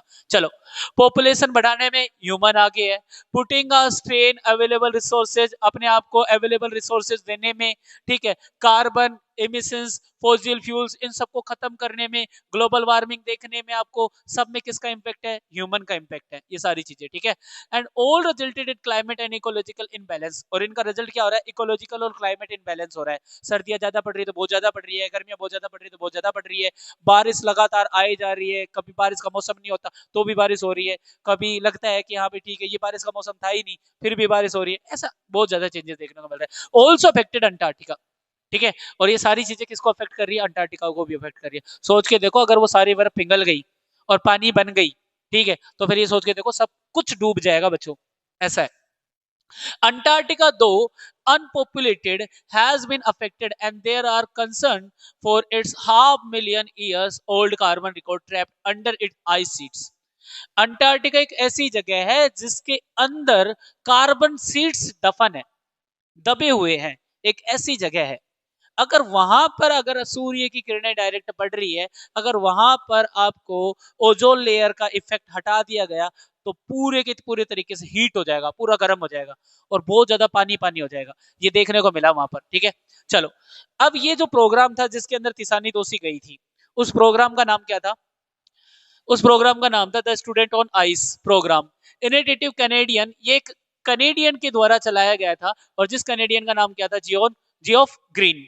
ठीक है, ये स्टूडेंट को इसलिए लेके जाता था अंटार्कटिका पे ताकि उनके अंदर अवेयरनेस पैदा कर सके, ताकि उनको फ्यूचर पॉलिसी बता सके। पहले ये सेलिब्रिटी को लेकर के जाता था, उनको ले जाकर के दिखा के लेके आता था, लेकिन उससे इसको कोई ड्रॉबैक नहीं मिला। उसके बाद इसने एक प्रोग्राम किया, स्टूडेंट्स ऑन आइस। ये आपका चैप्टर जब खत्म होता है ना, तो लास्ट में एक साइड पे लिखी हुई है www.studentonIceprogram.in। ठीक है, ऐसा करके अगर आप उसके ऊपर फॉर्म अप्लाई करते हैं या देखते हैं उस चीज के बारे में, तो आप भी वहां पर जा सकते हो, बट ऑन योर रिस्क। अच्छा, फ्यूचर पॉलिसी मार्कर्स है। The stark proof of global warming environmental threats helps students attain the understanding of the ecosystem and biodiversity of our planet. Antarctica पे जाने के बाद आपको बायोडाइवर्सिटी देखने को मिलेगी, वहां पर बहुत कम है। ठीक है, अंटार्कटिका पे जाने के बाद आप अंडरस्टैंड कर सकते हो इकोसिस्टम को। अंटार्कटिका पे जाने के बाद आपको प्रूफ मिल जाएंगे ग्लोबल वार्मिंग इज ट्रुथ, सही है, झूठ नहीं है। An amazing display of food chain of the southern ocean helps the understanding that the further depletion of the ozone layer will set off the chain reactions that will affect the global carbon cycle। तो ये कह रहा है कि वहां पर आपको एक फूड चेन देखने को मिलेगी, वहां पर जो समुद्र है या जो वहां पर जो बर्फ है उसके नीचे आपको देखने को मिलेगा वन सेल प्लांट, फाइटोप्लैंक्टन देखने को मिलेगा। कैसे वो सन से वो लेता है, सन से रोशनी लेता है, और कैसे वो फोटोसिंथेसिस करता है। ठीक है, और कैसे वो एक फूड चेन बना रहा है पूरे के पूरे उस समुद्र के अंदर या बर्फ के नीचे, कैसे एक फूड चेन बना रहा है। तो वहां पर एक छोटी सी चीज देखने को मिलेगी, बड़ी से बड़ी चीज देखने को मिलेगी, वो देखने को मिलेगी अंटार्कटिका में। एक कार्बन साइकिल देखने को मिलेगा। The simple truth is take care of small things, ये याद रखना, स्पेशल लिखी गई लाइन है, take care of small things and the bigger ones will automatically be taken to take care of. ठीक है, तो कह रहा है कि अगर आप छोटी चीजों का ध्यान रखोगे तो बड़ी चीजें ऑटोमेटिकली खुद का ध्यान रख सकती है। छोटी छोटी बातों का ध्यान रखना है तो बड़ी चीजें खुद ही अपने आप अपना ध्यान रख सकती है। दैट इज योर चैप्टर, बहुत सिंपल तरीके से मिल गया है। अगर आपको इन सभी चैप्टर्स को लेकर के आपको कहानी चाहिए, क्वेश्चन आंसर चाहिए, या जो शॉर्ट नोट्स हैं जो मैंने लिखे हुए हैं इनके बारे में चाहिए, तो फिर आप इसमें और भी चैप्टर हैं, जैसे हमने इंडिगो के बारे में शॉर्ट नोट्स बना रखे हैं। तो जो कुछ भी चाहिए ना, तो आपको सिंपल है, अगर आप एंड तक रुके हैं तो आप समझते हैं वैल्यू क्या है। 7062262213, इसके ऊपर आपको मैसेज करना है वी वांट पीडीएफ। मैं आपसे बिना नाम पूछे आपको ये शेयर कर दूंगा। ठीक है, आपके पास ये पूरी पीडीएफ आ जाएगी। That's it, tata bye bye. कल मिलते हैं या फिर बाद में मिलते हैं आपके एग्जाम के बाद में। ठीक।